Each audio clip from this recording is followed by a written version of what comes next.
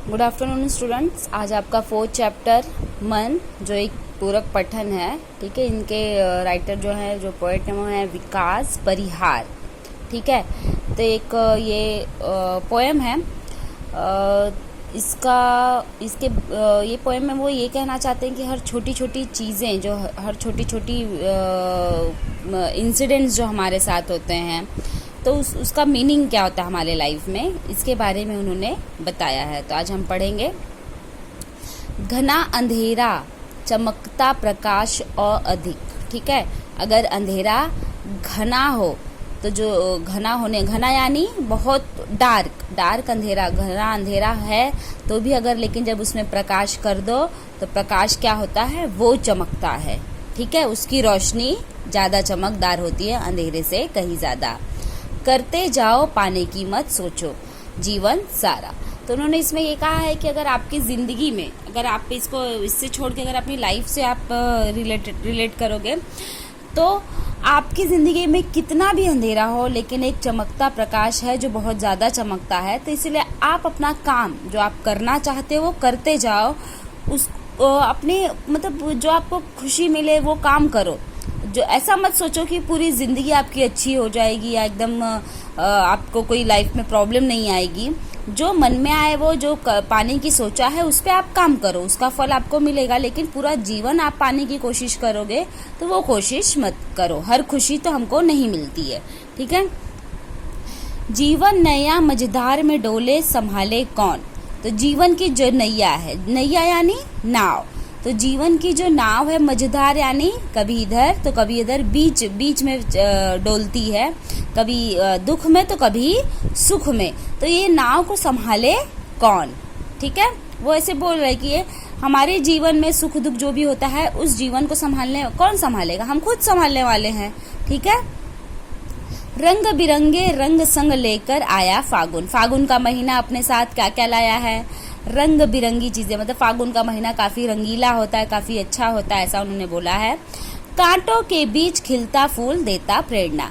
ठीक उसी तरह जैसे कांटों के बीच भी कौन खिलता है, फूल। तो उस फूल से हमें क्या प्रेरणा लेनी चाहिए, क्या सीख लेनी चाहिए कि वो उसके आसपास कांटे हैं फिर भी वो फूल खिलता है और अपनी सुगंध देता है। ठीक उसी तरह अगर आपके जीवन में भी बहुत कांटे हैं, लेकिन उस कांटों से डर के चुप आप बैठ जाओ, ये सही नहीं। उस कांटों का सामना करते हुए आप फूल के जैसा निकलो और फूल के जैसी अपनी सुगंध फैलाओ। भीतरी कुंठा आंखों के द्वार से आई बाहर। भीतरी कुंठा मतलब अंदर की निराशा, ठीक है। जब हमारे मन का हम कुछ नहीं हो पाता है या हम कुछ चाहते वो नहीं मिल पाता तो हम निराश हो जाते हैं। तो कैसे हमारी आंखों से वो बाहर आती है, हम रोने लगते हैं, हम उदास हो जाते हैं। तो ऐसी हमारी निराशा हमारे आंखों से बाहर आई है। खारे जल से धुल गए विषाद। खारा जल यहाँ किसको कहा गया है, आंसू को, ठीक है। जब हम रोते हैं, अपने आंसुओं को कभी कभी आप टेस्ट करके देखो, वो खारा है। तो जब हम अंदर से एकदम नाराज हो जाते हैं तो हम क्या करते हैं, रोने लगते हैं। लेकिन रोने से क्या हो जाता है, हमारा सारा तकलीफ मिट जाता है। कभी होता होगा आप लोग के साथ, आप लोग बहुत नाराज हो, अंदर ही अंदर आप बहुत परेशान हो, लेकिन कभी जी भर के रो लो तो हमारा मन हल्का हो जाता है ना। बोलते हम शेयर कर लेते हैं किसी से, या किसी से मम्मी से बोल दिया, पापा से बोल दिया, जी भर के रो लिया उनके सामने, तो वो चीज़ हमारी क्या हो जाती है, हमारे जो दुख है वो क्या हो जाते हैं, मिट जाते हैं। तो ठीक उसी तरह खारे जल से धुल गए विषाद, मन पावन। रोने के बाद हमारा मन, हमारा दुख सब धुल जाता है और हमारा मन फिर से खुश हो जाता है। मृत्यु को जीना, जीवन विष पीना है जिजीविषा, ठीक है। मृत्यु क्या है, एक सच्चाई है, फिर भी हम क्या है, जी रहे हैं। हम सबको पता है हमको एक दिन मरना है, लेकिन हम सब जीते हैं। और जीवन जो जी रहे हैं वो एक विष की तरह है, एक जहर की तरह है। तकलीफ है, दुख है, प्रॉब्लम्स है, फिर भी हम जी रहे हैं। मरेंगे क्या, नहीं। हमें ये विष, ये तकलीफ पीते हुए जीना है। यही है जीवन जीने की इच्छा, कि तकलीफ होने के बावजूद भी, प्रॉब्लम्स आने के बावजूद भी लाइफ में इंसान जीता है, जबकि उसे पता है कि मृत्यु क्या है, एक सच्चाई है। मरने के लिए वो क्या होता है, जीता है। कुछ डाउट है यहाँ पे किसी को, रहेगा तो आप मुझे व्हाट्सएप पे पूछ लेना, ठीक है। नेक्स्ट पेज पे जाएंगे हम। मन की पीड़ा छाई बन बादल आगे, आंखें बरसी आंखें। तो हमारी जो मन की पीड़ा है, पीड़ा यानी दर्द, तो जो हमारे मन का दर्द होता है, तकलीफ होता है, वो कैसे बन जाता है, बादल के जैसा। और हमारी बादल, जब बहुत ज्यादा बादल हमारे मन में हो जाता है तकलीफों के, तो हम क्या होते हैं, हमारी आंखें बरसने लगती हैं, मतलब हमें रोना आ जाता है। चलती 7 पटरियां रेल की फिर भी मौन। ठीक है, अब यहाँ पे देखो कि रेल की पटरी जो है साथ है, एक दूसरे के साथ है, लेकिन कभी एक दूसरे से बात करती है क्या, नहीं, शांत रहती है।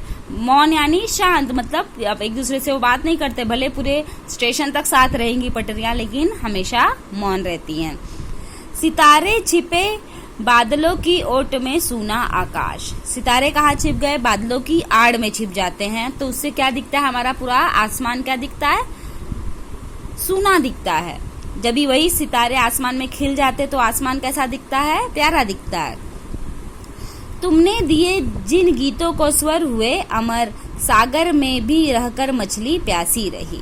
ठीक है, तो जो गीतों को स्वर दिया है इन्होंने, जो यहाँ पोएट है, कि ऐसे गीत क्या हुए, अमर हो गए, मतलब नहीं मिटने वाले, उनको हमेशा याद रखा गया। जबकि यहाँ पे ऐसा कहा गया है कि देखो, मछली का जीवन किसमें है, सागर में, पानी में, वो पानी में रहकर भी कैसी रही है, प्यासी रही है। तो मतलब ये है कि ये पूरा पोयम का ये मतलब इन शॉर्ट देखा जाए तो यही है कि हर जिंदगी में, हर किसी की जिंदगी में तकलीफ है, प्रॉब्लम है, फिर भी कोई ना कोई कैसे जी रहा है। इसके लिए हमारे लिए बहुत सारे एग्जाम्पल उन्होंने दिए हैं कि जैसे कांटों के बीच फूल खिल जाता है, तो उसी तरह अगर हमारी जिंदगी में भी बहुत सारे कांटे हैं तो हमें नहीं बैठ जाना चाहिए चुपचाप, हमें उस फूल के जैसा आगे निकलना चाहिए, खिलना चाहिए, अपनी महक फैलानी चाहिए।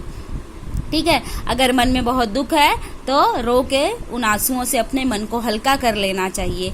देखो, सागर में भी रह के मछलियों का जीवन सागर में ही है, पानी में ही है, पानी से निकाल देंगे बाहर तो वो मर जाएगी, लेकिन पानी में रहकर भी वो मछली क्या है, प्यासी है। तो जो हमेशा हम चाहे जरूरी नहीं वैसा हो, जो है उसमें खुश रहो, जो नहीं मिला उसकी पाने के लिए कोशिश करो, लेकिन पूरी दुनिया मिल जाएगी या पूरा सब कुछ मिल जाएगा ये जरूरी नहीं। यही हमारी जिंदगी है, कभी सुख तो कभी दुख। ठीक है, तो ये हमारा मन होता है, हमारे मन के अंदर होता है कि हम चाहे तो जैसा चाहे जी सकते हैं। अगर आप सैड होके जीना चाहते हो तो आपको तकलीफ होगी, अगर आप हैप्पी होके जीना चाहते हो, दूसरों से सीख के कुछ जीना चाहते हो कि सबकी लाइफ में प्रॉब्लम है, तो आपको खुशी मिलेगी। ठीक है, तो ऐसा हमारा मन होता है, तो अपने मन की पीड़ा को हमेशा शांत रखना चाहिए हमें। ओके, तो ये आज का हो गया है पूरा होमवर्क। जो भी मैंने हार्ड वर्ड्स अंडरलाइन किए वो आपके होमवर्क हो जाएंगे। इसका एक्सरसाइज सॉल्व करना है पूरा। ठीक है, ये जो भी एक्सरसाइज है, शब्द संसार, मीनिंग्स वगैरह सबको आपको 5 टाइम्स लिखना है, एक्सरसाइज 1 टाइम सॉल्व करना है। Okay, thank you.